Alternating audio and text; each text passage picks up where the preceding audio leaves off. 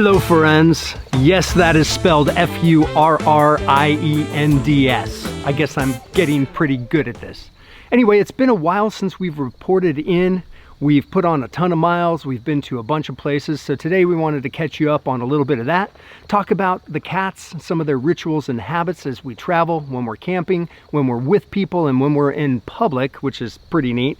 And we'll get to some of the Honda build out that I've been teasing for a while. Last we saw you, we were in Colorado. And what I failed to mention was that we were with Shelby and Hilma's grandparents in Denver.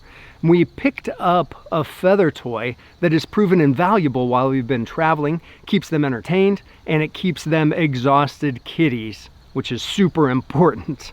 Once we left Denver, we started heading east. We went through Kansas, stayed at a really neat reservoir there. I'll show you a little bit of that. And then it was on to Bentonville, Arkansas. Now, shameless segue again, I needed to do some mountain bike riding and my friends had told me there was some great trails. I'm gonna come back to that in a bit, but here's the mountain biking because it was just awesome. Then it was on through Missouri where we stayed in the Ozarks near another lake, and then up into Kentucky where we stayed with another set of grandparents, and we were inside.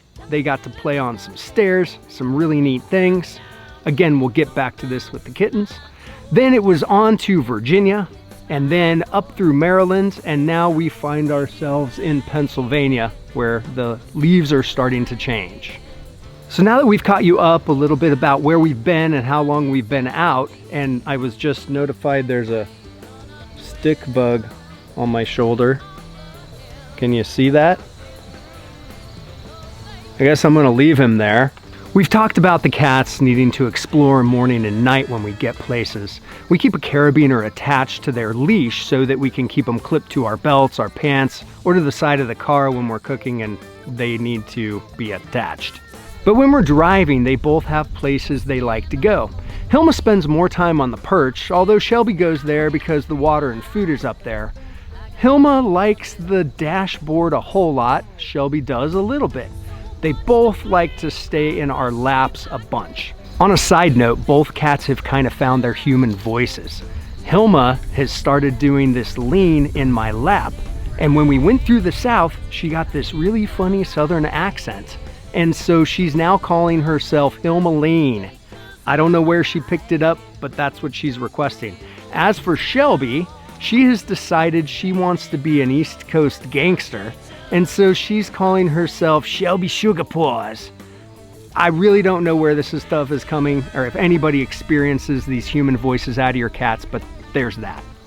When we find ourselves staying with people, Shelby and Hilma kind of go into that same thing when we're camping. They like to get out, they like to explore, they like to find their comfort zone in anybody's home, assuming that people aren't allergic to cats and that the cats are welcome.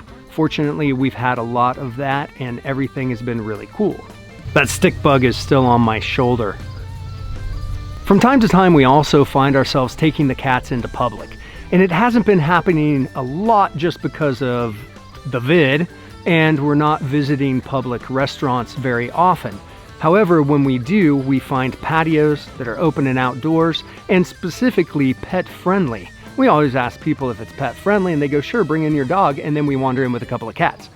Well, Bentonville, Arkansas, not only was it awesome mountain bike riding, but there's a place called the Peddler's Pub.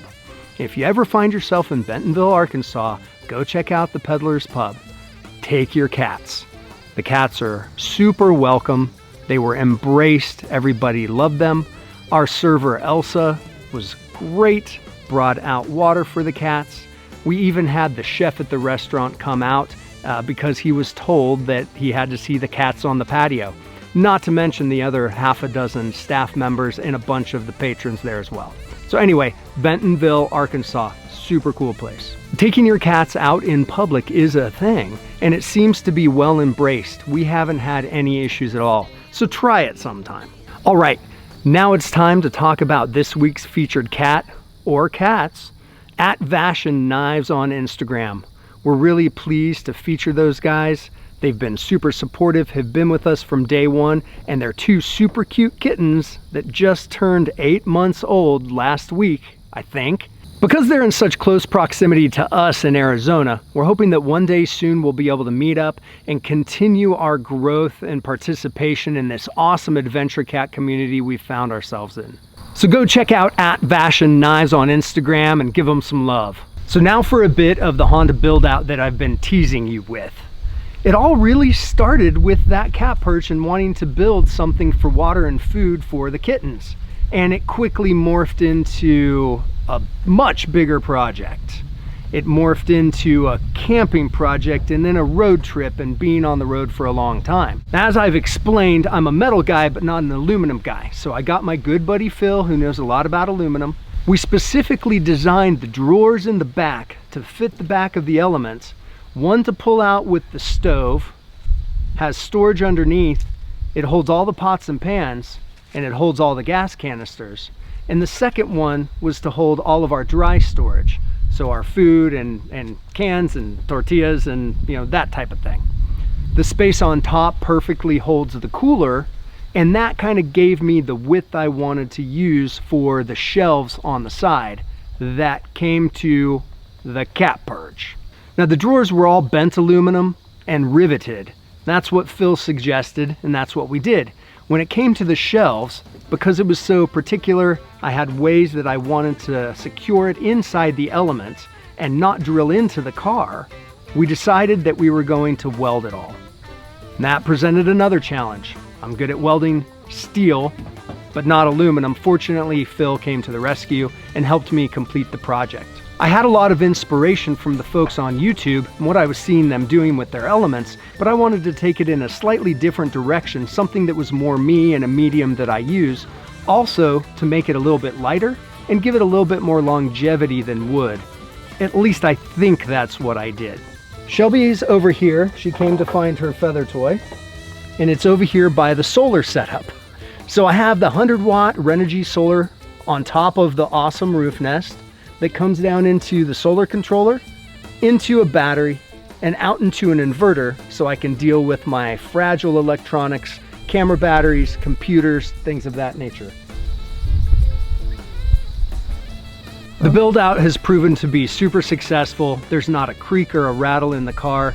It houses all of our specific items like clothing.